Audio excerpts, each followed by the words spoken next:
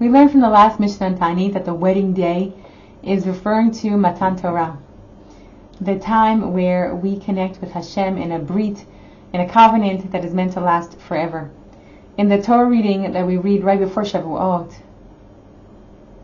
the day of Matan Torah, we read Parshat Bamidbar, and we read the Haftarah from Hosea, where we have the well-known verses that say, "Ve'erastich li le'olam," I will betroth you to me forever. "Ve'erastich li be'emunah, ve'yadat et Hashem." And we talk about this bond with Hashem, this loving connection of marriage that we experienced a few short weeks ago on Har Sinai, when we celebrated Matan Torah from Vav Sivan. But here we are, it's a mid-month essay. It's a little bit after that big day with the pomp and circumstance. It's what happens after the movies, after the romantic stories that end with the fireworks. What happens in real life? We can learn so much from the Torah. In between the psukim, we have messages for our own lives, and we can take this analogy of Hashem marrying the Jewish people and learn lessons for our own marriages and our own relationships with those loved ones, with those who we are close with. As we know in the Mishnah Avot, it says, Ben Bagbag Omer, Hafoch ba, Hafoch ba, L'chula ba. Turn the Torah over and over again, and you will find everything is in it. So let's take a look for a minute at some of the messages we have within Sefer Bamidbar, which we know we read right before Shavuot, and we continue the story after Shavuot, to help us understand some underpinnings in building a healthy marriage and some of the threats to a positive and thriving marriage. As we said, the book of Bamidbar is the book of the desert. A desert is a place of stillness, of quiet, a place that affords solitude and connecting to our deeper selves. And I think it's intrinsically important that before anyone gets married, they connect with themselves and understand themselves in a very deep way. And that is the desert experience. Once that occurs, there's a pasuk in Bamidbar, Bet Bet, that talks about Ish al Diglo. Every individual has their own degel, has their own flag, so to speak. And in Chassidut, it's explained this idea that every person has their unique talents, their unique traits, their unique perspectives. And we each have our own degel. We each have our banner that we fly. And when a couple comes together, each one has to see their own degel, respect each other's differences, be curious about each other's unique talents and strengths and thoughts and pursuits. And that's something that is a precursor to marriage. And then afterwards, it's something that has to continually be revisited. As we continue in life, we have 40 years in this desert experience to learn how to wave our flags, so to speak.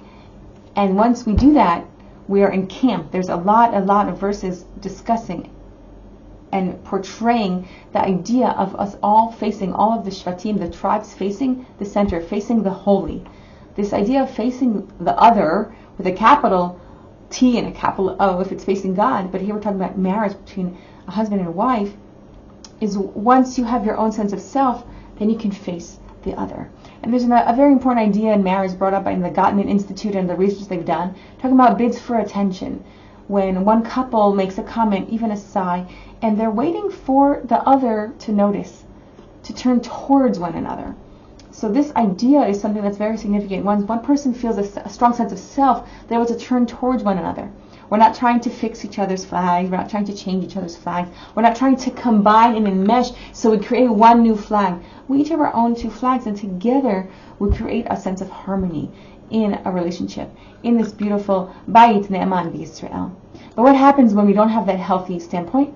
We become disgruntled. We know, as the continuation of the Bamidbar goes, we know in Perek Yud Aleph we have Vahayehi Ha'am Ki Mit'onanim. We were complainers. And what were we complaining about? We don't even know. We're just Mit'onanim Ra. We're looking for something to complain about. And we're located B'Katzei Machaneh. We're on the outskirts. We're looking outward. We're not inward. We're not inward focused, and we're not turning towards one another. But that's where it all begins, and it snowballs from there. We complain, we're disgruntled. It's often because we're not connected with ourselves. When we look for faults in the other, when we're complaining about each other, it's often because we're not in a place of inner peace. We need to go back to the Midbar and find that silence, find a place of serenity within ourselves, and then we can face the other. But it starts like that with the Mitononim, and as we know, the Psukim and the Prakim just progress from worse to worse. It snowballs. It goes from there, from the Ketzeh Machaneh, we're complaining about the man, we're complaining about the Slav. We have issues with the higher up, with the leadership between Moshe Rabbeinu and Aaron and Miriam, and the Lashon Hara that was spoken there.